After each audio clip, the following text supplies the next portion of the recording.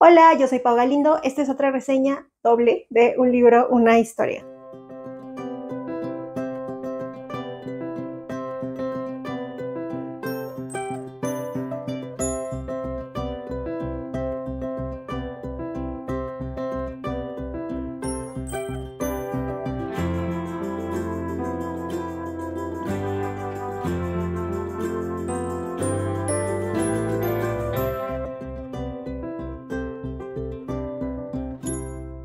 Bienvenidos a una reseña más, la penúltima de la 7ª temporada del podcast. El día de hoy decidí traerles esta reseña doble que, como ya vieron en el título del video, se trata de dos libros de la misma autora, que para serles sincera, yo el primer libro que leí de ella fue el segundo del que les voy a hablar, movida totalmente por el chisme, por el morbo y por el boom que tuvo. Y después de haber leído ese, me enteré que había como una primer parte relacionada en cuanto a los temas, y me fui a leerlo también. Aquí quiero contarles que esta fue una investigación o un guión que me tardé bastante tiempo en armar. Desde el momento en el que leí el libro, dije, sí quiero hablar de este libro en el podcast, quiero exponer, pues es un género diferente, quiero comentarlo, ha tenido demasiado boom, creo que si les interesa como el género o les interesa el tema, puede ser un excelente libro para el cual acercarse. Es una labor titánica la que ha hecho la autora y no hallaba cómo estructurarlo, porque como ustedes saben, tío YouTube es muy sensible con un montón de temas, pero sobre todo con ciertas palabras o con ciertas cosas que tú digas, que nombres que aparezcan en pantalla, etcétera. Tío YouTube, la verdad es que se puede poner medio roñoso. Por favor, tío YouTube, no me bajes el video. Yo ya venía mentalizada que tengo que tener muchísimo cuidado y que muy probablemente la monetización va a estar tricky, pero yo quería realmente platicarles del libro, por lo cual hay dos pequeños disclaimers que les quiero hacer. El primero de ellos es que voy a mencionar datos que pudieran parecer spoilers para la lectura, pero que es un libro que está basado en hechos reales. Entonces, son cosas que ya han salido en todas las noticias y en todos los periódicos, no es nada de los que nos tengamos que sorprender. Digo, hay muchas cosas que se han ido destapando. Es un libro que se publicó hace muchísimos años, más de 10 años. En este caso, el primero, y el segundo pues se acaba de publicar hace un par. Y voy a mencionar como datos, ¿no? Para poderles comentar la línea general de qué se trata, que ustedes conozcan el contenido y que a partir de eso ustedes decidan si les interesa o no. En la segunda parte que les quiero comentar es que sí voy a tener mucho cuidado para poder acomodar ciertas palabras o frases que puede ser parecer que lo estoy rebuscando mucho, pero esta es la cuestión para que YouTube no me diga, tú estás aquí promoviendo cosas que no se deben y me quite el video. Y en este caso me voy a dedicar a exponer únicamente el libro como una obra literaria, como lo que es lo que ustedes pueden encontrar o la lectura a la que pueden acercarse. Al final del video les voy a platicar un poquito sobre esta cultura que se ha ido derivando de todo esto, tráfico de sustancias, de todo lo que hay alrededor de eso, y les voy a hacer una recomendación, si lo quieren ver así, de una serie que pues, yo ya vi y que de verdad disfruté bastante, y les quiero comentar datos sobre esa serie y sobre un documental que me recomendó una persona derivado de que estábamos viendo dicha serie. Eso lo van a encontrar al final del video. Se puede decir que este video va a estar dividido en varias partes, pero en dos libros, y vamos a hablar del primero de ellos, que se titula Los Señores del Narco, de Anabel Hernández. Anabel Hernández García nació en la Ciudad de México en 1971. Estudió la licenciatura en Ciencias de la Comunicación en la Universidad del Valle de México y es una periodista y escritora que ha dedicado su trayectoria a la investigación en el narcotráfico, trata de blancas, la corrupción y casos de violación a derechos humanos. Ha colaborado para medios como Milenio, El Universal, Reporte Índigo, MX, el periódico Reforma y la revista política Proceso. Actualmente colabora regularmente con el periódico Reforma, la revista Proceso, el portal de noticias La Octava, el portal Aristegui Noticias y con el medio alemán Deutsche Welle. En cuanto a la publicación de libros, sus obras más destacadas detallan la complicidad del crimen organizado y las autoridades desde el gobierno hasta la policía, el ejército y la comunidad empresarial. Su trabajo ha sido reconocido en diversas ocasiones. Por ejemplo, en 2002 recibió el Premio Nacional de Periodismo de México por su investigación sobre el gasto de la familia presidencial, especialmente el costo de las toallas. Todo financiado con recursos públicos, noticia que se llamó públicamente como Toalla Gate. Y en 2020 también recibió este reconocimiento por su investigación en su libro El Traidor, el diario secreto del Hijo de Mayo, donde relata la estructura, funcionamiento y negocios del cártel de Sinaloa a través de los testimonios de un capo. Además, en 2003, la UNICEF le entregó un reconocimiento por sus investigaciones sobre las redes de esclavitud y explotación sexual de niñas mexicanas en Estados Unidos. En 2012, recibió el premio Pluma Dorada de la Libertad que le entregó la Asociación Mundial de Periódicos y Editores de Noticias por sus investigaciones. En 2017, fue condecorada con el grado Caballero de la Legión de Honor por su activismo social. Por el tema de sus libros, así como por el éxito de ventas de los mismos, Annabel tiene que contar con protección policíaca permanente, la cual no siempre es eficaz, pues su familia y su casa han sido atacadas 2 veces. Incluso, algunas de sus fuentes han sido amenazadas, encarceladas o asesinadas. Ha publicado 8 libros, el primero de ellos en 2005 llamado La familia presidencial, y a partir de entonces se sabe que todos han sido el resultado de investigaciones de años para exponer algún tema sobre el gobierno, el crimen organizado o hechos similares. Hoy hablaremos de 2 de sus obras. La primera de ellas, publicada en 2010, una crónica sobre las alarmantes complicidades de los altos círculos políticos, policíacos, militares y empresariales con el crimen organizado, titulado Los señores del narco. Y el segundo es su último libro publicado en 2021, donde nos muestra el papel de la mujer dentro del mundo del narcotráfico, enfocándose principalmente en Emma Coronel. Este se titula Emma y las otras señoras del narco.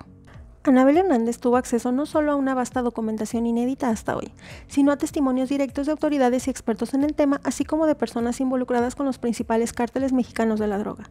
Esto le ha permitido examinar rigurosamente el origen de la sangrienta lucha por el poder entre los grupos criminales y cuestionar la guerra del gobierno federal contra la delincuencia organizada. La autora tuvo que remontarse a la década de 1970 cuando se controlaba el tráfico de nervantes, haciendo que los narcos prácticamente pagaran impuestos al gobierno. En su inquietante recorrido avanza hacia los años 80, cuando los jefes de la Organización Criminal del Pacífico, auspiciados por la CIA, incursionaron en el jugoso negocio de la cocaína, y nos conduce hasta el surgimiento de poderosos capos como los hermanos Beltrán Leiva, Ismael El Mayo Zambada o Joaquín Guzmán, quienes lograron penetrar en las estructuras del Estado y ponerlas a su servicio. Tras echar abajo el mito de la fuga del Chapo de la prisión de Puente Grande, este libro narra su ascenso a la jerarquía del crimen y cómo ha llevado hasta sus últimas y terribles consecuencias un pacto de impunidad con numerosos funcionarios públicos y hombres de negocios. Este libro, en suma, se presenta como un impactante viaje al interior del mundo del narcotráfico para buscar los poderosos resortes que lo mueven, y los ha descubierto con nombre y apellido. Y es así que todo lo que ustedes pueden encontrar de ella son este tipo de libros que son investigaciones, que son crónicas periodísticas o libros de true crime. No son novelas como tal. Lo que vamos a encontrar no son hechos de ficción, es la exposición o la investigación. Me imagino como si tuvieras que armar una tesis así mega completa que te llevó un montón.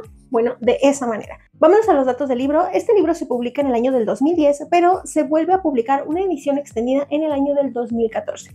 Yo leí, me parece que la edición extendida, porque lo leí en digital, y tiene 568 páginas. Ya les comenté el género, y la editorial que lo tiene es Penguin Random House, y está también por su edición de bolsillo. En cuanto a los costos, en pasta blanda lo pueden encontrar en 389 pesos mexicanos y en su edición digital en 249 pesos mexicanos. Yo, como les comento, lo leí en digital porque pues no estaba muy segura de acercarme al libro. Su calificación en Goodreads es 4.06, yo le puse un 3, y la razón por la que le puse un 3 fue porque entré con demasiadas expectativas porque venía hypeada del otro libro y este se me hizo mucho más pesado.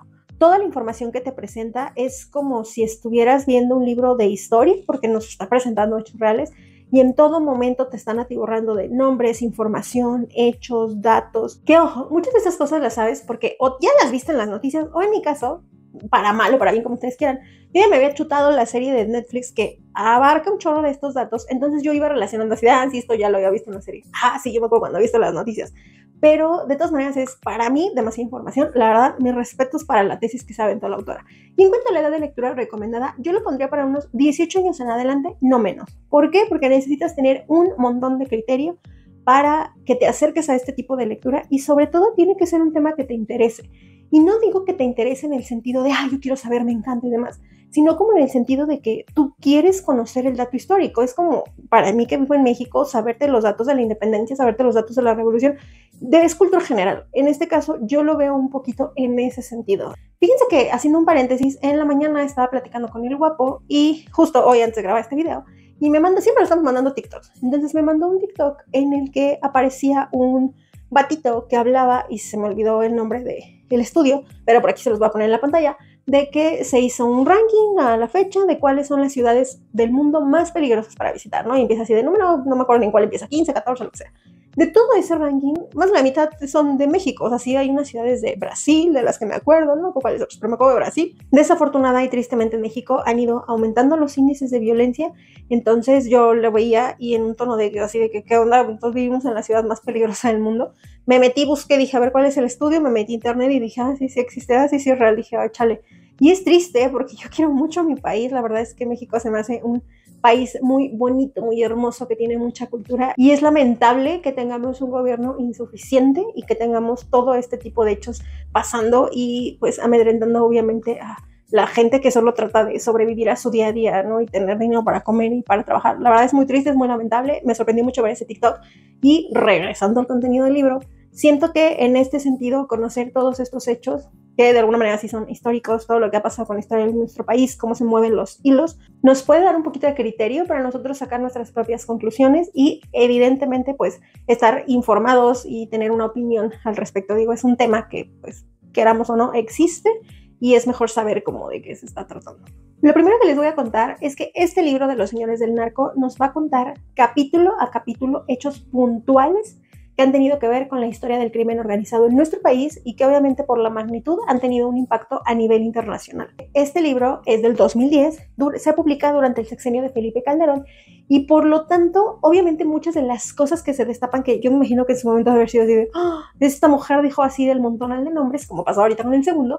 En este sentido, pienso que ya muchas de las cosas que en ese momento estaban publicadas ya son verdades sabidas, verdades comprobadas, hechos aumentados y demás. En este momento la autora dice, yo me enteré de esto y aquí está la información y ahorita pues ya por a través de las noticias, incluso hasta de la parte de televisión y de serie, ya sabemos que esos hechos o que muchas de las cosas que ella nos está contando sí fueron verdad. Como les conté, este libro tiene poco más de 500 páginas, están divididas en 11 capítulos y en cada uno de los capítulos ella nos va a armar todo el resultado de su investigación de casi 5 años en el que ella nos va a presentar testimonios, expedientes judiciales, entrevistas con personalidades de la política, de la milicia, del mismo crimen organizado.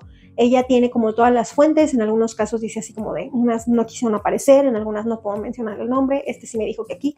Y al final como de cada capitulito, y eso también pasa en el segundo libro, viene como las notas y dentro de las notas así de por si dudan, esto está en tal expediente, por si dudan, esto me lo dijo tal persona, por si dudan, todo así como que todo con pruebas para que nosotros pues rescatemos esa información que ella nos está proporcionando y pues como les digo, saquemos nuestras propias conclusiones. Lo primero que nos va a contar el libro es la muerte del cardenal Juan Jesús Posadas Ocampo en mayo de 1993. Él muere en un enfrentamiento armado en el aeropuerto de Guadalajara. Aquí ella, muy de manera general, les puedo decir que ella nos comenta cómo es que en un primer momento esto lo hicieron parecer como un crimen de fuego cruzado entre pues bandos enemigos. Después había versiones de que no, de que la persona que estaban esperando para desvivir era uno de los altos mandos de uno de estos cárteles y que pues lo confundieron y demás. Un par de meses después, en junio de 1993, y quizás podríamos decir que derivado de este primer hecho que les acabo de contar, ocurre en Guatemala la detención de una de las personas más buscadas probablemente del mundo, que era Joaquín Guzmán. Esta es la primera vez que logran detenerlo, después de que hay un operativo, más o menos la autora nos cuenta qué pasó, y lo acusaban en un primer momento de haber sido el responsable de fraguar la muerte de esta persona de la Iglesia Católica.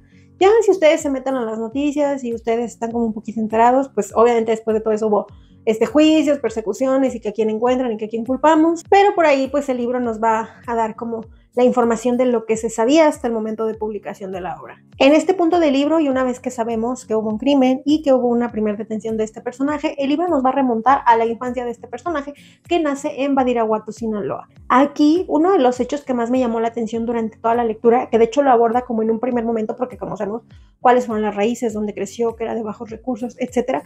Y lo vuelve a retomar más adelante cuando nos habla como de estos enormes espacios en ciertas ciudades o ciertos municipios de nuestro país en donde existe el cultivo, pero en muchos casos este cultivo pues es de plantas que se utilizan para la producción de sustancias ilícitas. Aquí es algo que me llamó la atención, es que esta región, y que lo sigue siendo hasta la fecha, es una región en la que se planta muchísimo amapola y opio.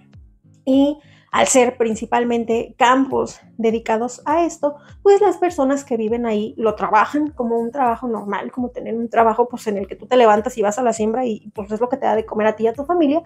Y los chavitos, en este caso como Joaquín, se dan cuenta desde su infancia qué es lo que pues se vive, cuál es la situación, cómo viven sus papás económicamente, y muchas veces movidos por ellos ver quiénes son las personas que ostentan el dinero, quiénes pagan los trabajos, cómo está la onda, pues se motivan o se dejan llevar para ser jalados como pues a ese tipo de situaciones. Aunque Joaquín Guzmán no es el único personaje del que nos van a hablar, sí es el que más vamos a recurrir, porque evidentemente ha sido uno de los más importantes como en ese rubro, si no es que el más importante. Y nos va a remontar en muchos momentos de su vida, desde infancia, adolescencia, cómo fueron sus primeros momentos, cuándo entró a estas situaciones, cuándo empezó a agarrar más poder, etcétera. Pero vamos a ir conociendo pues la historia de otros personajes de este tipo que han sido, bueno, nombrados en televisión, como les digo, en películas y obviamente en las noticias por todas las situaciones que ocasionaron en el país. Otro de los hechos que para mí fueron más relevantes que son abordados en esta investigación es el dedicado al secuestro, la tortura y el fallecimiento del agente de la DEA, Kiki Caramarena, en febrero de 1985. La autora nos va a relatar un poquito de quién es este personaje, de cómo tuvo por ahí una participación importante cuando es mandado a trabajar a una agencia de México. Él trabaja en Estados Unidos, es mandado para aquí, para México, para que él pueda como infiltrarse y pues ver dónde se encontraban precisamente estos campos en los que pues se hacía siembra ilegal, etcétera. Él se mete, logra ayudar en operaciones importantes, logra tomar un poquito de relevancia sin levantar muchas sospechas de que pues él era el que ahí andaba coordinando esto, y por determinadas situaciones es detenido, secuestrado y bueno, le hacen inimaginables cosas. Aquí, una vez que la DEA se entera de lo que le había pasado, decide aventar un operativo que se llama Operación Leyenda, para buscar a los culpables de este hecho, porque pues habían hecho esto contra un agente, un ciudadano norteamericano. Se hace todo un relajo y logran, digamos que detener a algunas personas, ejerciendo presión el gobierno de Estados Unidos sobre el gobierno de México de ese momento, que estaba a cargo de Miguel de la Madrid. Y la autora nos cuenta cómo es que pasó o cómo es que se vivió esto y qué información se sabe o se destapó posteriormente de cómo resultó la investigación, de qué datos se encontraron y demás. Eso lo pueden descubrir ustedes con la lectura y obviamente es algo que ya se sabe de alguna manera porque fue un hecho muy, muy, muy mediático en el país. Otro hecho que les puedo contar, y parece que voy brincando de dato en dato, pero es que el libro nos va brincando así. Esto no va en orden de capítulos, les estoy contando quizás los datos más relevantes que ustedes pueden encontrar para que ustedes digan, ay, a mí me interesa a lo mejor saber más de eso, me voy a aventar la lectura de la autora. Otro de los hechos que ella nos está contando dentro de algunos de los capítulos del libro es sobre otro de los personajes importantes como en este gremio, que sería Amado Carrillo, o mejor conocido como el Señor de los Cielos. Se le decía así porque él poseía una flota de aviones en la que transportaba mercancías de México a Estados Unidos, mercancías ilegales evidentemente, y de todo lo que nos cuentan de él, el hecho que a mí más me brincó, me llamó la atención, fue la situación de su muerte, la cual ocurre en 1997. Esto es porque resulta que él era uno de los personajes más buscados de todo México y en ese tiempo decide someterse a unas cirugías estéticas para modificar o alterar su rostro, sí, como un cirujano plástico, y llega a una clínica, pasa un montón de horas, como 8 horas en cirugía, y al final o ya la parte de recuperación le administran al parecer una anestesia. Él no soporta ese proceso de recuperación y muere. Aquí hay algunas teorías de que si en realidad la muerte sí fue sin querer o hubo una situación de que fuera provocada o que a lo mejor igual ni desfalleció y resulta que anda por ahí libre. Y esto no lo deja entre líneas la autora. En este sentido, una de las historias o la historia que para mí le da sentido al libro, que aunque todos los datos que nos está presentando son importantes y son informativos, creo yo que el que le da sentido es el más sonado de todos, que fue el tiempo que pasa el Chapo en la cárcel, cómo es que se lo llevaba y cómo es que se da su fuga, poniendo en evidencia quizás cómo es que desafortunadamente el gobierno, una de dos, o está viendo lo que pasa y decide hacer de la vista ciega de los oídos sordos, o realmente a qué nivel están coludidos como para que sea impune todo lo que este tipo de personas hacen, ya que ellos pues de alguna manera muy por abajo del agua pues mueven o han movido todos los hilos del poder. Ya les comenté en un inicio que Joaquín es detenido en 1993, pero es trasladado en 1995 al penal de Puente Grande, donde él debía cumplir una condena de 20 años. y, contrario a lo que muchas personas pudieran pensar, las condiciones en las que él se encontraba eran unas condiciones de sí, obviamente privación de su libertad. Digo, no tenía así como que la mansión, la casa y los lujos, pero tenía todos los lujos que le eran posibles dentro del espacio en el que se encontraba. Tenía acceso a comida, tenía acceso a ciertos víveres, electrodomésticos o cosas para hacer su espacio confortable, y tenía incluso acceso a mujeres. Todo esto la autora nos lo describe y nos lo da a conocer para que viéramos que sufriendo realmente no se encontraba, y cómo todavía desde dentro del penal él podía seguir manteniendo de alguna manera control o información de lo que estaba pasando afuera, y cómo él seguía moviendo las cosas. El hecho más grande que ella destapa es que la sonada fuga, que yo creo que todo el mundo sabemos, donde se dice que él salió escondido en un carrito de lavandería y se les hizo perdedizo y se salió del penal, no ocurrió así. Ella dice que en realidad esa fue una coartada y que él salió vestido de oficial por la puerta grande y caminando a la vista de todo el mundo. Por lo tanto, debió de tener ayuda y debió de tener tapaderas para que no se hiciera como esa versión pública. Otra de las cosas que nos comenta es su relación y boda con Emma Coronel, pero de eso les platico más en el siguiente libro, porque de eso se trata prácticamente todo el libro, pero sí lo mencionan aquí, sí nos dan algunos datos para que sepamos, y muchos años después la autora le dedica un libro exclusivamente a ella y a muchas de las mujeres que han estado involucradas con este mundo. También menciona, además de los que ya les comenté, un montón de datos sobre un montón de los personajes más importantes de este rubro dentro de nuestro país. Por ejemplo, y les voy a leer algunos para no equivocarme, están historias sobre Ismael Zambada García, mejor conocido como el Mayo Zambada, quien se convirtió en el jefe de jefes tras la captura de Joaquín Guzmán. También se encuentran algunas páginas sobre Vicente Carrillo Fuentes, mejor conocido como Viceroy, que era hermano de Amado Carrillo y que era uno de los principales líderes de otro de los cárteles. También nos cuenta sobre Edgar Valdés Villarreal, alias La Barbie, quien era parte del cartel de los Beltrán Leiva, y que hay una cosa muy conocida sobre él cuando pasa su detención, porque resulta que este hombre sale sonriendo en las fotos cuando lo capturan. De alguna manera sale como hasta burlándose dentro de toda la prensa y todo el faramaya que hacen cuando detienen a una persona de este tipo.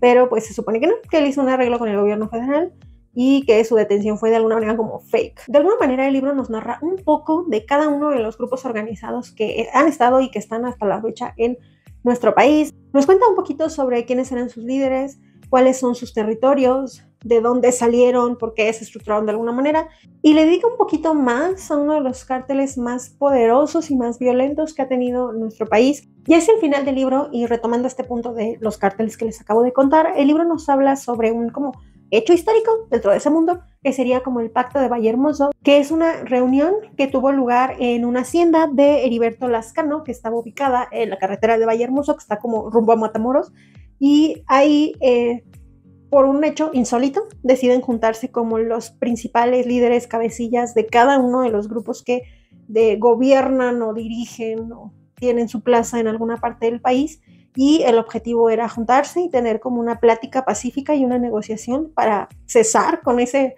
fuego cruzado y pelea de territorios que estaba matando a un montón de gente. Y la autora nos cuenta por qué recibe este nombre y qué fue lo que pasó en esa reunión.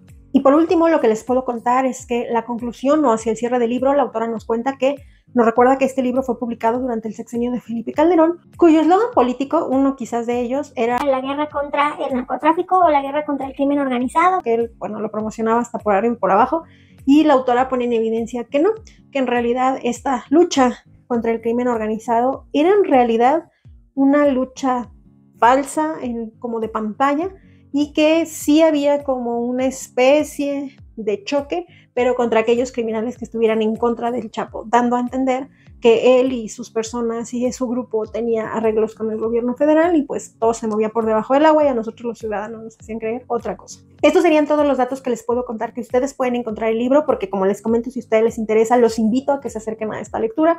Me parece muchísima mejor fuente de información que nomás meterte a Wikipedia. Como les comento, sí se me hizo pesado, pero se me hizo interesante. Me gustó estarlo leyendo, estar quizás aprendiendo un poquito más, y para mí terminar de encajar las piezas de muchas cosas que yo he visto en las noticias, que veo la nota mediática y que luego ya me parece algo que en la red social o que luego ya viene una serie, sino como que yo ensamblar el rompecabezas con información que yo sé que es fidedigna o que tuvo una investigación detrás, y pues yo saber y decir, por eso esto, por esto funciona así. Y nosotros quizás como ciudadanos pues ya nos creamos un criterio para no creer ciegamente en las personas que gobiernan nuestro país o en las personas que tienen alguna especie de poder, que puede ser poder mediático, que puede ser poder político o poder religioso o poder de algún otro tipo. Les recuerdo, esto léanlo como un texto informativo. Desafortunadamente siguen pasando muchísimos hechos violentos. Cada vez te levantas y mínimo diario hay una noticia del tipo. Es cansado, la verdad. Es frustrante, a mí me estresa. Creo que los comentábamos cuando yo tenía el podcast con Richard, comentábamos que cuando sucedió todos estos hechos de salud, me estresaba estar viendo las noticias y en todo momento solo estar viendo patrullas y sirenas y muerte. Es cansado, es frustrante. Entonces tomo la decisión de escoger nada más ver un ratito de noticias. Si me interesa algo puntualmente lo busco yo directamente en internet, pero no me gusta prender la tele. Bueno, yo no tengo tele como tal, pero luego si estoy en casa de mi mamá, prender la tele y ver que todo es muerte, caos y destrucción en mi país es muy triste. Ahora les voy a platicar de un segundo libro que saca, que para mí sería como una continuación, retomando hechos importantes de este primer libro, y se titula Emma y las otras señoras del narco. Este libro es parte del largo recorrido periodístico de la autora dentro del complejo mundo del crimen organizado en México y de su incesante búsqueda por entender los diversos componentes de los cárteles de la droga, los cuales tienen sumida a la nación desde hace décadas en una espiral de violencia en la que todos los días son explotadas, desaparecidas o asesinadas decenas de personas inocentes, muchas de ellas del sexo femenino. Ofrece al lector un análisis casi antropológico de los capos de la droga y su entorno más cercano desde una nueva óptica, el mundo de sus mujeres. En estas páginas desfilan personajes como Emma Coronel y otras esposas de importantes narcotraficantes, un ex Miss Universo y algunas de las actrices, cantantes y conductoras de televisión más reconocidas y aplaudidas de México tanto del pasado como de la época actual, madres, esposas y amantes. A través de entrevistas realizadas a testigos de los hechos, lleva al lector a las reuniones familiares, fiestas y alcobas de diversos narcotraficantes, donde ocurren las historias de amor, compra y venta de placer, incesto, ambición, traición y venganza. Una mirada a un mundo hasta ahora desconocido. Aquí, como les contaba en un inicio, yo me acerqué a este libro, la neta movida por el morbo. Yo vi cuando se publicó y de hecho me acuerdo que en esa fecha iba a haber o estaba una presentación de alguna feria de libro porque estábamos todavía en tiempos pandémicos tiempos pandémicos fuertes porque la pandemia no se ha terminado. Y en ese sentido yo vi que la autora se iba a presentar o vi un clip de que se presentó, de que fue a presentar el libro, no me acuerdo ni dónde era. Pero el punto es que la vi y yo dije, esta mujer debe traer así de 35 guaruras y 25 personas cuidándola mezclados entre la gente. De verdad que me impresionaba mucho porque yo entiendo la magnitud de los hechos que está exponiendo y ella misma, si ustedes se avientan un clavado mucho más profundo a su biografía, van a ver que ha sido víctima personalmente, familiarmente, y las personas que han colaborado con ella han sido víctimas de la venganza de haber expuesto alguna determinada información. Este libro sí lo leí en físico, claro que sí lo quería. De hecho, me gustaba la portada, la neta, desde que lo vi me llamó la atención, así como se ve. Esta mujer es Emma Coronel. Les puedo contar que cuando salió, realmente me moría de ganas de leerlo, porque yo veía que videos así de que no, hombre, está buenísima la chisme, que no sé qué. Incluso salieron ahí mini notas en algunos programas, esos como de chisme y espectáculos, que, como les digo, no tengo tele, pero luego me aparecen en internet. Y yo decía, tengo que leer este libro, quiero leerlo. Pero en ese tiempo, la verdad es que económicamente estaba pasándola muy mal. No me podía permitir pagar el costo de que así fueran 200, 300 pesos, no los podía pagar. Y me tardé un poquito en que el libro llegara a mí. Fue de los primeros libros que compré post pandemia. Durante el tiempo de pandemia no pude invertir en libros, no pude comprar nada porque o comía o compraba libros, y este fue de los primeritos que compré porque quería leer el libro a ese nivel. Les cuento, este libro se publica en 2021, tiene 320 páginas, el género es el mismo, sería crónica o true crime, aunque por ahí encontré que venía marcado también como biografía como tal, en algunas de esas páginas donde te ponen como todos los datos generales de los libros. El libro tiene 10 capítulos y en la parte en medio tiene una parte de archivo fotográfico que están todas las fotos juntas, así como pegadas en medio en papel fotográfico en la parte central del libro. El sello editorial es Penguin Random House y también está por Ediciones de Bolsillo, que es también de Penguin, pero con las ediciones que son un poquito más pequeñas, de bolsillo precisamente. En cuanto a los costos, ustedes lo pueden adquirir a la fecha de grabación de este podcast en 299 pesos mexicanos, así en pasta blanda, o 229 pesos en su edición digital. De este está el audiolibro en muchas plataformas como Audible, incluso como YouTube, y del otro me faltó comentarles ese dato, también lo encuentran en las mismas plataformas en audiolibro. En cuanto a la calificación en Goodreads, tiene un 3.91, yo le puse un 4 porque el chisme es chisme y me gustó mucho la forma en la que está narrado. Y en cuanto a la edad de lectura, igualmente yo lo recomendaría para unos 18 años en adelante porque, les repito, necesitamos tener criterio para acercarnos a este tipo de información y sobre todo nos tiene que interesar conocer el hecho y pues saber a qué nos estamos enfrentando y tener un criterio para nosotros decidir qué de esa información apropiamos, porque sí, porque no, cuál queremos ampliar, etc. En este libro, la autora nos va a contar lo que sería la historia de amor entre algún personaje del crimen organizado y alguna o muchas o varias de sus mujeres que pudieran ser chicas que se encontraron en algún lugar perdido ahí por Dios o en algunos de los casos personalidades del mundo del espectáculo. Obviamente el personaje que más se va a mencionar durante todo el libro y que aparece en la portada es Emma Coronel, que sería la esposa de Joaquín Guzmán. En palabras de la propia autora, en esta obra ella trata de reflexionar y pues de alguna manera compartirnos esa reflexión de cuál es el papel que juegan estas mujeres dentro de estas organizaciones acompañando a estos hombres. Porque en algunos casos no solamente es el papel de, pues sí, el amor o el papel de esposa o el papel de una relación, sino la forma en la que una de dos o son involucradas y jaladas a sus negocios o en otros de los casos, en la situación completamente opuesta, la forma en la que son personalidades del mundo del entretenimiento que ya son vistas meramente como trofeos que son coleccionadas por estos hombres del crimen organizado. Prácticamente cada capítulo va a estar dedicado a una mujer en especial o a una mujer de mayor relevancia, no todas relacionadas directamente con Joaquín, sino con otros de los personajes que son también de renombre en este rubro. Y el primer y el último capítulo, dentro de varias también intromisiones dentro de la lectura, está dedicado a Emma Coronel.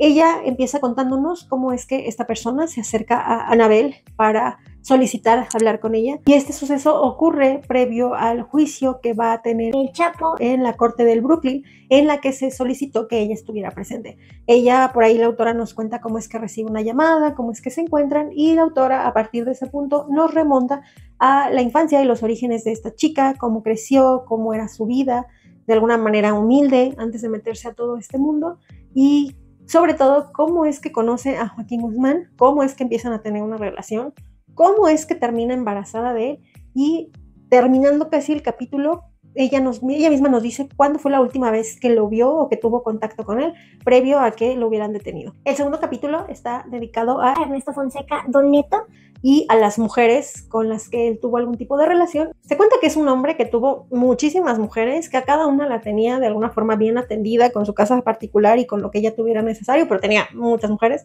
y que llegó a tener más de 15 hijos de los que se sabe, ¿no? Él era una persona que le gustaba tanto dar como asistir a fiestas muy extravagantes, de mucho lujo, de mucho despilfarro, de muchas sustancias, y por ahí nos hace mención de alguna fiesta en la que estuvo, en la que incluso se encontraban los gobernadores de las ciudades donde se realizaban estas fiestas y personalidades del mundo del espectáculo en algunos casos.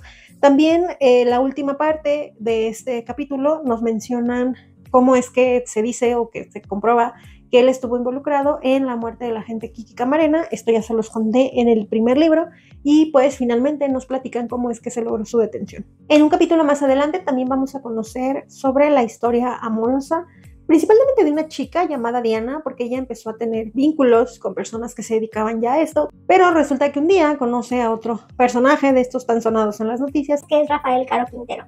Ella lo conoce o se lo presentan en una fiesta. A partir de ahí, pues él se enamora de esta chica de alguna manera y empiezan a tener una relación, al punto de que pues llegó a tener un hijo de él, y nos va a contar pues cómo es el pasado de esta chica, cómo es que se metió con él y pues qué es lo que pasó con su relación. Otro personaje que era mencionado en el libro anterior y que es vuelto a mencionar en este libro es Edgar Valdés, o sea, la Barbie, y principalmente se va a enfocar en narrarnos su relación con una chica que se llama Priscila Montemayor.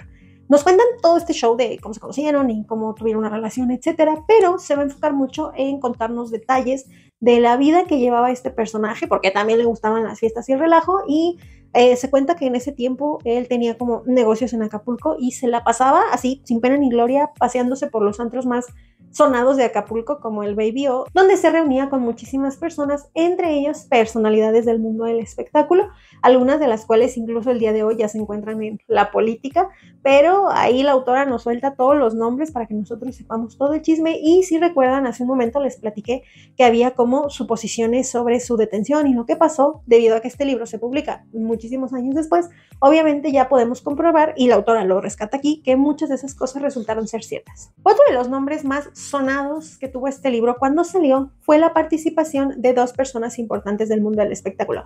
En realidad hay varias, nombra a todos. Ella saca políticos, personas del medio, cantantes, actrices, etc. Uno de estos personajes es Alicia Machado, a quien le dedica todo un capítulo para contarnos cuál es su relación con este mundo del narcotráfico, principalmente porque ella se dice que tuvo una relación con Gerardo Álvarez, conocido como el Indio. Otros dos chismes de otras dos personalidades que también se nos van a contar es Ninel Conde y El Bombón Asesino. De hecho, ahí hace una referencia a por qué esa canción. Y también sobre Galilea Montijo. De alguna manera nos las vinculan con toda esta situación, pero principalmente con Beltrán Leiva. Y durante todo este apartado empezamos sabiendo qué onda con una, cómo se llevan, quién sabe qué.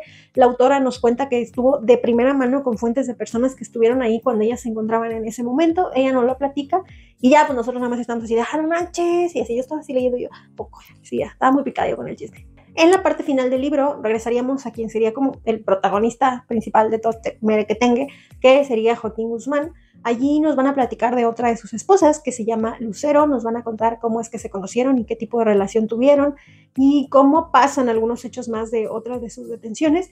Y al final del libro volvemos a regresar con Emma Coronel. En esta última parte ya se nos relata que ella se encuentra en juicio dentro de la Corte de Columbia a unos días de cuando se publica esto, ella está a unos días de que se le dicte sentencia por el juicio que tuvo, una vez que participó primero como asistente en el de Joaquín, luego ella es juzgada por las declaraciones que dio, etcétera, y ella, dentro de todo esto, la autora cierra comentándonos cómo es que se comprueba y ella afirma que efectivamente ella de alguna manera orquestó desde afuera y movió toda la logística para la fuga del Chapo, y muchas cosas más, momentos en los que ella estuvo involucrada. Obviamente ustedes pueden encontrar muchísimo más chisme dentro de este libro. Yo les marqué como los highlights por si a ustedes se les antoja y dicen, ay, sí, sabes que sí me voy a aventar la lectura.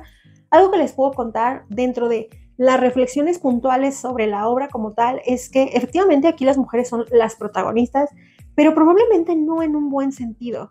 La autora expone cómo es que muchas de estas chavitas fueron jaladas literal a veces, escogidas por ellos porque iban a algún lugar, a algún pueblo, les gustaban, las jalaban hasta que ellas pues obviamente a veces hasta por proteger a sus familias no podían decir que no, pero ellos muchas veces se dedicaban a tener un montón de atenciones, dinero y pues a cuidarlas de alguna forma a tal grado que evidentemente muchas de ellas terminan realmente desarrollando sentimientos por estos personajes. No olvidemos que estamos hablando de personas que sí, se dedican a negocios que son bien turbios y que se dedican a cosas que luego son feas o así, pero son personas, son humanos, tienen sentimientos, tienen necesidades y necesitan suplirlas de alguna manera. Y es bien interesante leer cómo es que se construyeron estas historias y por qué en muchos de los casos estas chicas estaban dispuestas a ayudarlos, a declarar en su favor, a taparles y demás. Ya ustedes descubranlo dentro de la lectura. Pero así como es triste en un momento las situaciones, es interesante entender cómo es que esto pasaba y cómo es que ellas acabaron ahí. Aquí se hace un hincapié en que para estos hombres que aparentan del primer momento tenerlo todo, así sea muy efímero o les vaya a durar pues lo que puedan vivir, es que las mujeres terminan siendo una de las recompensas. Y ahí nos vamos a las chicas del medio del espectáculo, porque ellos pueden tener fuerzas o con base de conquistas a la mujer que quieran. Y una vez que ya tienen a estas chicas, pues ellos, entre ellos mismos, por ahí hay una parte en la que menciona incluso la autora, uno de ellos menciona así de, pues es que nosotros era para casi competir para ver quién traía una más chida, y es como de esa yo ya me la eché, pues yo también puedo. Era una cuestión como de poder, pero un grado más allá en que las mujeres pasan y pasamos a ser un objeto de cambio. Eso es triste, pero es una realidad. Y en este sentido, ellos decían que es como un círculo vicioso. Un círculo porque para poder tener ese poder necesitaban tener dinero. Para poder tener ese dinero, pues necesitan traficar. Para poder traficar conlleva un montón de cosas que viene pues defender su territorio, pelearse con no sé quién, desvivir a gente. Entonces todo eso para poder lograr que el negocio se mantenga, para poder tener ese dinero. Y entonces las mujeres a veces entran a jugar un papel en el que son ayudantes de este medio, o en el que son trofeos, o en el que son el relief emocional de estas personas, con el que ellos también, pues como les digo, al final de cuentas son humanos que tienen necesidades, y esto no lo deja ver la autora, así como de, miren, esta es la situación, estas chicas están así, y ellas estaban dispuestas a hacer esto por estos hombres. Obviamente, la autora no romantiza nada de esto, ella nos deja ver cómo es que todas las personas que estuvieron involucradas con ellos, a fuerzas o por voluntad propia, tuvieron algún tipo de repercusiones ellas mismas y sus familias. Entonces nosotros vamos a leer cómo es que a veces esto, que en un primer momento pudiera parecer muy glamuroso, muy esplendoroso por la forma en la que las conquistan y demás, en muchos de los casos, pues obviamente no es el cuento de hadas que se pudieran imaginar, ¿no? Esto sería todo por estos dos libros. Si a ustedes les llama la atención el tema, si quieren empapar un poquito más, quieren documentarse un poquito, como les digo, en vez de a lo mejor meterse a Wikipedia, ustedes pueden echarse un clavado a cualquiera de sus obras, ustedes ya lo escucharon en la biografía, pero en este caso yo me acerqué por el chisme al segundo libro, pero me regresé al primero para tener más información. Les recomiendo Los Señores del Narco y Emma y las otras señoras del narco. Derivando de todo esto, ya una vez que tengo toda la información, les quiero contar algo. Estos dos libros los leí posteriormente a que yo ya me había chutado una serie que hizo Netflix, que como tal se llama Narcos, y hay otra segunda parte que es Narcos México, que a mí en lo particular me gustó mucho. Yo la empecé a ver con Chernobyl, les tengo que contar, él fue el que me puso a verla, y me dijo, no hombre, esta serie está bien buena, que no sé qué. Yo decía así como que, ay, lo que les digo es que eso como que del crimen y que ver las noticias, me decía, no, de verdad está muy buena. Es como una persona que sí le gusta mucho como investigar esas cosas y me dijo, yo encontré que están bien retratados los hechos, o sea, no deja de ser ficción, pero mira, etcétera, me la vendió. El punto es que la empecé a ver, me atrapó, terminé todo el montonal de temporadas que son. Obviamente los invito a que vayan a leer la novela, pero si ustedes como que dicen, oye, es que como que no sé si me quiero enterar, que obvio deberían de enterarse, no viven abajo de una piedra, eso es una realidad muy triste que pasa en nuestro país, pero está la serie. Y en la serie, la verdad es que a mí me sorprendió, ahora que leí los libros, que yo personalmente digo, no sé si estuvo bien o mal, pero decía, todo esto ya lo vi en la serie. Entonces yo sentía que todo lo que ya había visto acá, que obviamente es una representación de ficción, yo lo estaba leyendo ahora los hechos reales, yo contrastaba y obviamente son cosas que yo en algún momento, muchas de ellas llegué a ver en las noticias. Entonces yo, si esto salió en las noticias, sí, yo me acuerdo de esto. Es como que todos esos flashes ya yo lo hilaba y ya puedo decir que tengo información sobre el tema, ¿no? Ya tengo una información y pues obviamente eso me permite tener un criterio, algún tipo de opinión o poderlo comentar con alguna otra persona. En ese sentido, y antes de platicarles de qué se trata la serie, siento yo que en últimos años, y esto lo platicaba con Chernobyl, se volvió como una cuestión popular, si lo quieren ver así, todo lo relacionado con la narcocultura. Este es un fenómeno que se ha dado en muchos países de Latinoamérica, principalmente en Colombia y México. Y en este sentido hay toda una investigación en internet, por ahí me aventé varios estudios en los que se supone que en México esto empezó a tener un auge a partir de los 70s, a partir de que se empezaron a volver públicos cómo es que se llevaban este tipo de negocios, qué personas estaban y pues obviamente que empezó su caza y captura. Aquí, a partir de eso, se empezaron a desarrollar pues documentales, películas, series, libros, etcétera, relacionados con estos personajes o relacionados con este mundo. Esto hizo que de alguna manera hubiera una difusión mediática del estilo de vida de estas personas y cómo es que lo consiguieron, cómo se visten, qué música escuchan, cómo son sus negocios, qué tipo de mujeres tienen, etcétera, y de alguna manera creó una cultura como tal, de la cual en algunas regiones del país, a lo mejor hablando propiamente de México, tienen este respeto como figura que pues a lo mejor ha ayudado al pueblo en el que crecieron, cosas por el estilo, pero que a lo mejor tristemente muchos chavitos que es lo único que ven y lo único que viven y su día a día y que quieren a veces pasar de no tener nada en su casa y dicen es que trae un chorro de dinero y 4 camionetas, ya lo ven como un pex aspiracional.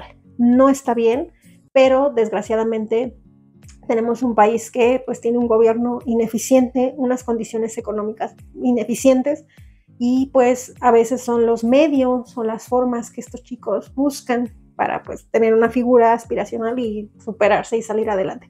Es muy triste, es muy doloroso, pero este boom que han tenido como en los medios ha creado como esta onda, ¿no? Que ya los ven como de, wow, mira la super vida que se llevan. Obvio, sí te muestran las consecuencias de, estuvo bien padre, vivieron padrísimos 5 años y luego lo desvivieron. Pero te muestra todo lo que pueden llegar a tener acceso, todo ese poder del que se pueden hacer este tipo de personas. En ese sentido, y no necesariamente ligado con lo que les acabo de comentar, yo me acerqué a esta serie de Netflix, que la primera se llama Narcos, la segunda parte Narcos México, y les voy a platicar algunos detalles de su realización. Por si ustedes no lo han visto y se quieren aventar, como les digo, no dicen, no, es que como que el libro, la neta, mi hija, no. Entonces, pues, voy a darle un chance a la serie. Y a mí me pasó así, que yo ya había visto la serie y yo dije, ya que habla de eso, sí, voy a leer el libro, ¿saben?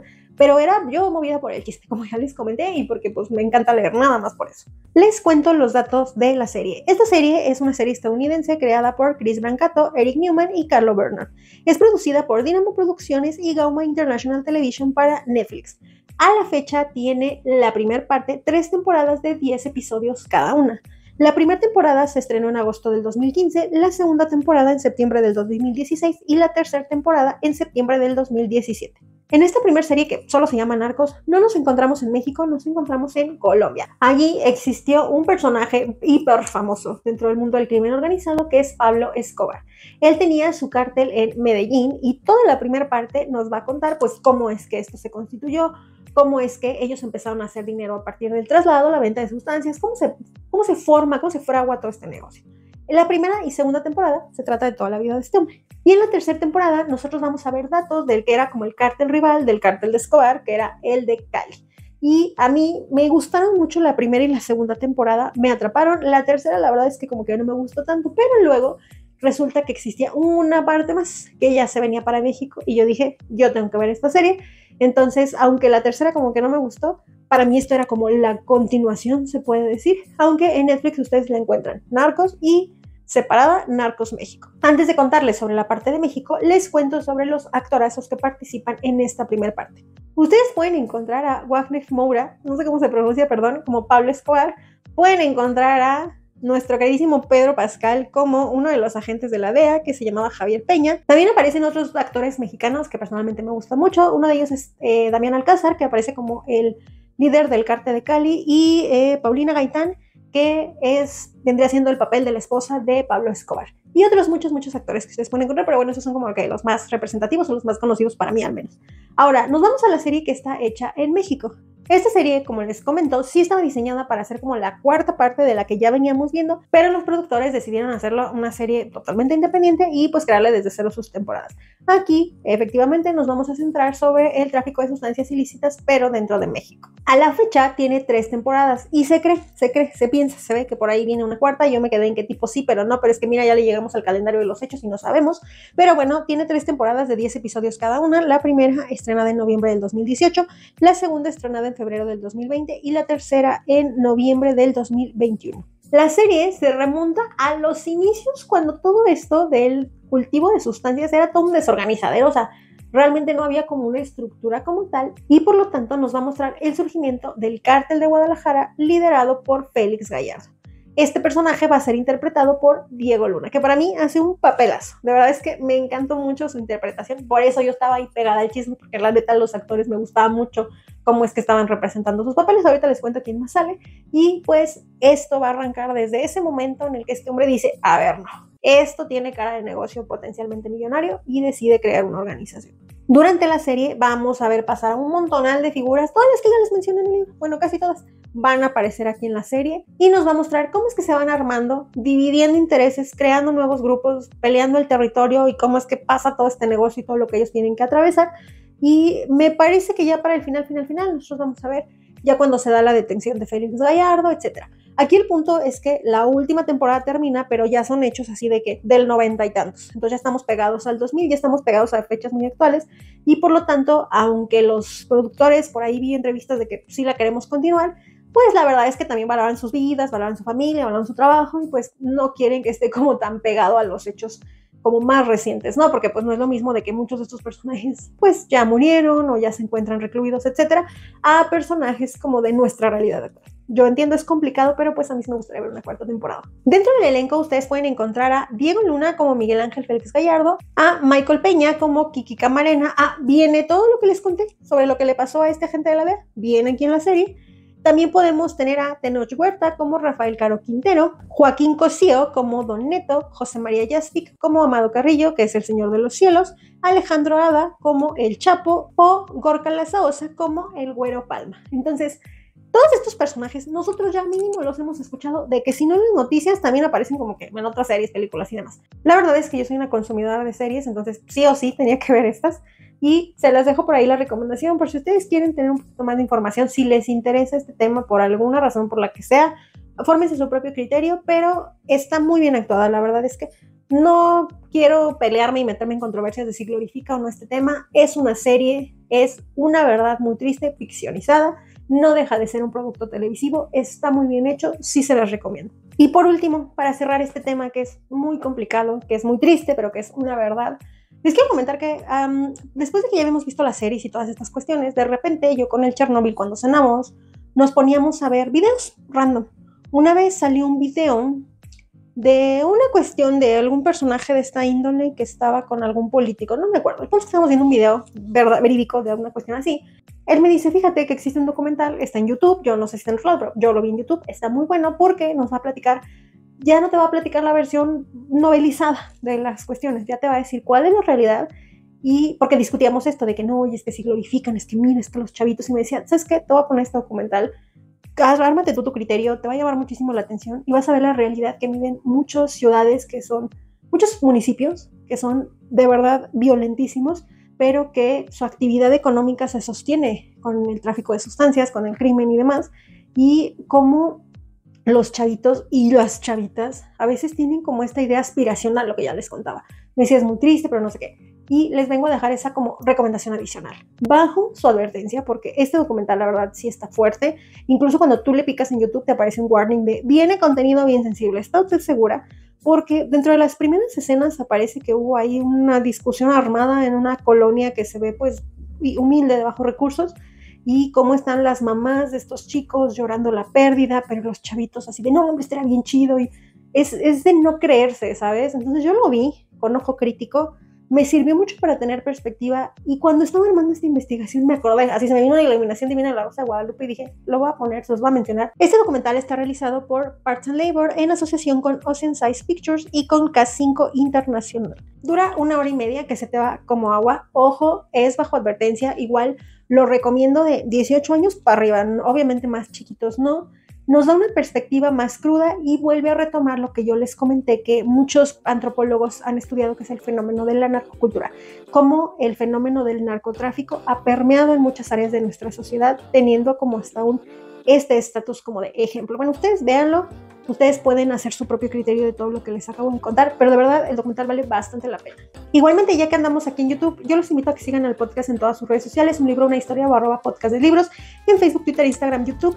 A mí me pueden seguir en todas mis redes sociales como Pau Galindo o @soy_Pau Galindo o @los libros de Pau. Nos escuchamos en un par de semanas o en una semana para la última reseña de la 7ª temporada de Un libro, una historia. Bye.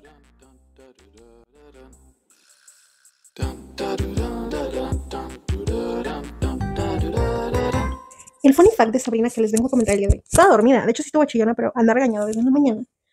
Porque, como ustedes podrán notar, ya no hay la tira de luces LED que había en el fondo. Esa tira no me servía para iluminar, yo la utilizaba únicamente como decoración. Y alguien, el otro día, la zafó, porque estoy haciendo como unas remodelaciones de este espacio. De hecho, quité cosas y moví cosas y bueno. El punto es que la tira yo creo la separé poquito. Entonces alguien dijo, pues una tirita. Y la jaló, la mordió y cuando la prendía, únicamente prendía 2 LEDs. Tira RGB, prendían, me parece que 2, faltaba el azul. Y la regañé y ya, bueno, la volví a pegar. Y de repente, al día siguiente, me doy cuenta que la mordió. O sea, literal, la quebró con sus dientes, la partió. Obviamente la tira ya no prendía, no la pude reparar. Entonces alguien, ya le dije que tiene que trabajar para reponer esa tira. Y no sé qué trae, ahorita anda muy traviesa. Y hoy todo el día se la pasó regañando, no me acuerdo qué hice en la mañana. Pero el punto es que la regañé por algo que hice y le dije, bueno, ¿qué traes? Creo que estaba como entrando a la preadolescencia o algo así. Y ahorita, después de regañarla, le dije, no, hoy se me vas a dejar grabar. Ya como que fue de chale y se fue a acostar a su cama. Y ahorita me la traje y dije, salude a la cámara para que cuentes tu trabajo. Ya tiró la gomita.